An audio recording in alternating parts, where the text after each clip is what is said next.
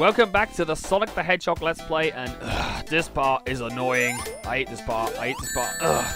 The reason why I got hit is because I think it was because the screen blacked out when I was recording this. Anyway, this first part is infamous for the endless waterfall. Unless you've hit that switch, you'll be going down consistently. That's the only way you can actually get out. I was lucky to do that, so that was pretty good. Anyway, hit the switch, you'll be able to go through two branching pathways.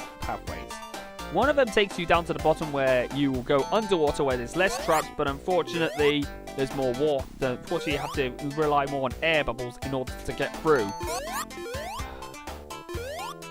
This way is a bit more straightforward, but with more traps. And I mean sets of spikes and spike balls roaming around, and of course more of these tridents as well. There's a reason why I don't really like the Labyrinth zone. It's because how this zone is laid out. I just don't think it's well laid out enough. I mean this act was actually badly designed, in my opinion. Don't get me wrong, the level designs aren't all bad. They're actually pretty good. But I do think this zone could have had a better design, to be fairly honest. Especially this act. And my goodness, we're going to go off to a invincibility. All we have to do is avoid the spikes. Yes, done it. Anyway, as I was saying, this zone isn't really that laid out well. Well, but specifically this act. Well, because of the branching path. I do actually like the branching pathways of this game, but come on, this is going a little overboard, Sega. Right, hit the switch. Progression.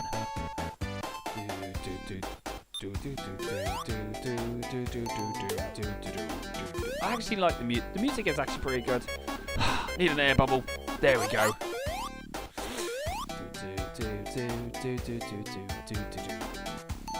I like this new. It's just, to be honest, I can't stop humming to the music. I just feel like it's pretty good.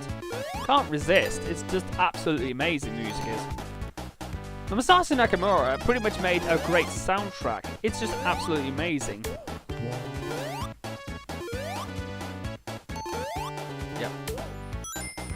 Here we go. Oh no! Oh! How did I clip through there? Oh, I need an air bubble. Need an air bubble. Come on!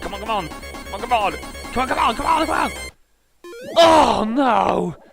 Anyway, that was my first death of this playthrough. Hopefully the only one of this playthrough. So, sorry, let's play. Sorry if that was my fault. I should have got an air bubble earlier before I actually encountered that spike area. Right, I'll play it safe and get this air bubble. So yeah, if you go underwater too long, Sonic will drown, regardless of how many rings, or if you have a shield, you will instantly be dead. So that's an instant kill. So yeah, I think Sonic has always been aquaphobic since the beginning of his days in this game. So, and Sonic always goes slower whenever he goes in the water. And that's pretty much a bit of a there's a bit of a step back as well. So Sonic doesn't go fast whenever he's underwater. So. But anyway, I think that's where swimming comes in ability, and Sonic even can't swim. I think Tails does swim, and so does Knuckles, well, in the later 2D games, well, in the Advanced series, to be more accurate. But Sonic has never begun to swim. I don't know why he can't learn to swim. How alphaphobic is Sonic? Anyway, we come with what's considered to be the most annoying part of the level, the boss.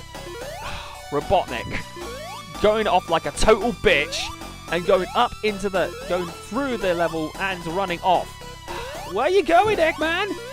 Are you scared of being beaten again, Robotnik? Oh, and getting hit by him actually got me down to that lower level. Ugh. It was my fault. And stupid bloody trident, it just speared me. Anyway, that's the worst of it over. Robotnik, get back here. I'll get my revenge on you. That was annoying. Anyway, the worst of it is over, and we got through Labyrinth Zone Act 3, and now we're off to my favourite zone of the game, Starlight Zone. And the music is done extremely calmly and smoothly, thanks to Masato Nakamura's great talent. And of course, there's a lot of secret areas in this one. It's a lot more than that of Spring Yard Zone. Well, it's because it starts off with this. Whenever you get a running jump, spin attack into these blocks so you can actually destroy them. You get free 10 rings and of course an invincibility to start off with. And this is where the momentum-based physics gameplay actually comes into effect. Well, good effect anyway. And you can use these to stop those guys, to stop these spiked enemies. These spiked enemies are kind of annoying. They come back, but they don't throw their spikes. They are always covered in their spikes in this zone. And sometimes you don't have enough time to react with these bloody fireballs. Oh, are you in a Hedgehog? Yes, I'm actually playing the Xbox 360 version of this one on the Ultimate Mega Drive Collection, which is the British version, a PAL version of the Genesis Collection, the Ultimate Genesis Collection on this one. It's also available for the PlayStation 3 as well. So if anybody wants to get that game, I actually recommend it. So you can actually get it. It's got a lot of the great classics on there as well. So that's great. As you can probably tell, I'm also connected on Xbox Live, so that's the reason why I'm actually seeing one of my gamer friends on as well. So yeah. I think you and the Hedgehog may be honoured with that shout out as well. So that's great. Anyway, we're at the end of Act 1 of Starlight, and I think it's a lot easier than that of Labyrinth. Hell, it's even more easy than that of Spring Yard as well, considering there's not much traps in it as well. Well, it's later acts that had the traps, but this one is a little bit more straightforward. Anyway, we're going back to the most annoying part of the game, the third special stage. That's the most annoying part of it. Hated this one. I just think that they could have laid it out a little bit better by removing some of the R's and some of the ups. And of course some of the pimp and some of the bumpers as well. They could have had less bumpers, less R's, less ups and more downs. And better ways of having a good landing. No, oh, thank God for that. If I went down there, that would have been a disaster. You can definitely tell I don't like this special stage because it's so badly laid out. You have about a 75% chance, or 79 to 90% chance of failing this one because of how badly laid out this is. I know I've been like beating a dead horse with this, but you know, I just think that this one is just. God, it's near to impossible to get the emerald due to the fact that the physics just keep on spazzing out. Come on, we can do this. Come on, Sonic, we can do this. Oh, fuck's sake! Sorry about that, guys, but I'm really frustrated at the moment. This is really an irritating part of the game. I keep going the wrong way as well. That's the reason why these special stages, I don't like these special stages. I think I like the Loose Spheres and Hard Pipe stages a little bit better because of how much this stage design has been laid out. And and also whenever you play, and whenever you get one up, this music actually changes a little bit. Some of the instruments is removed from the MIDI. It's a little bit more calmer this time round. Come on, Sonic. We need to get the emerald. We need to get the best ending of the game. The whole planet depends on it. Come on, you can do it. Yes! Finally! We got the third Chaos Emerald. So we get the 6th Chaos Emerald next time. But now we are going to Act 2 of Starlight Zone. So from the bat, you can see that the physics is a little bit comes to play on this one. Look at this. Whee! This is where the physics come in handy. You get a running start, and either you run or even do the spin attack consistently. You can actually do a running. You can actually do a running start, which gives you enough time to go through. Yeah, and the physics gameplay on this part is actually pretty good. You can actually build up a shit ton of speed throughout that. And that was my fault. And, Stupid flame balls. Why did they still go into the... Why are they still onto the... Why did it still go onto the screen? Maybe I followed them. Sorry about that, Bang. I just... I think my hand just brushed the microphone. Anyway... We got something, so let's go. Let's try it.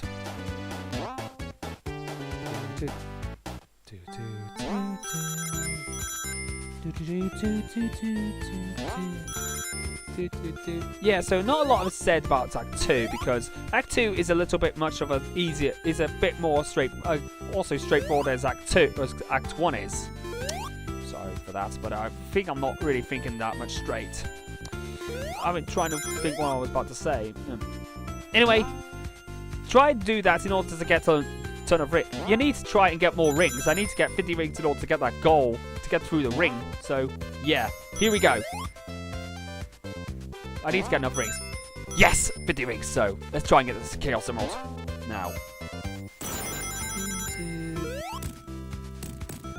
Right. Let me see what the left part takes me to, because I know the right takes me to the goal.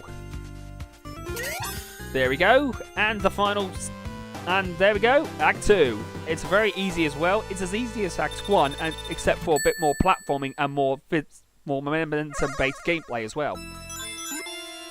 There we go. Right, let's get this final Chaos Emerald then, shall we? And Bumpers, you better not hinder me. I hit the up again. Ugh, bloody hell. Come on, Sonic. Try and get this Chaos Emerald. Shall we? Yes! I got them all. Good. I've got all the Chaos Emeralds, so that guarantees me the best ending. The good ending of the game. It's a good day. Anyway, Starlight Zone Act 3. This is where the traps come into play. And at the beginning, if you do actually, if you're good enough, then you actually can get a lot of, you can actually do running starts in order to get all these wins. Oh god, I got hit by that bloody thing. Stupid spike thing. Anyway, if you go near the bombs, like I haven't even got, I'm sorry if I actually avoided these guys, but whenever you get through these bombs, you'll be able to enable their detonation, so you can actually see them blow up. They'll light their fuses if you actually go near, so try and avoid the explosion as much as you can. I think the only way you can avoid getting hit by one of their projectiles entirely is to let them explode off screen, so that's a good idea. Or even jump over them, that kind of sounds legit. So anyway, we're off to this is Act 3, which is much more platformer oriented. But if you go to the top side of the screen, you can actually go through the momentum-based thing. And Jesus, that spike ball actually had its top missing. Well, at least it's good. Well, at least you can actually use that as a platform. So that's good. Anyway, sometimes I can't even think straight, and sometimes this happens as well. And I missed it as well. Damn. Anyway, we're nearby Robotnik, so we can actually get our revenge for him ditching us in Act 3 of Labyrinth Zone. Come on. Come on, platforms. Why don't you just stop right now? Don't detonate near me. There we go. Robotnik round 5. Well, technically round 4, because he ditched us like a total bit. He ran away like a total coward in the last zone. So, Robotnik, this is my revenge to you. Eat it. Eat it. Have some chicken. Have some fried Eggman. There we go. Ooh. Eat it! Eggman, this is for leaving me behind in Labyrinth Zone. Eat this! And of course, we finally got through Starlight Zone and defeated the boss and saved the day once again. And we've cleared Act 3 as well. Booyah! Anyway, that's the end of part 3. So until next time, I'll see you guys for when we infiltrate the Scrap Brain Zone and go through our showdown with Dr. Eggman once and for all. So until next time, I'll see you in the next part and the finale of the Sonic the Hedgehog Let's Play.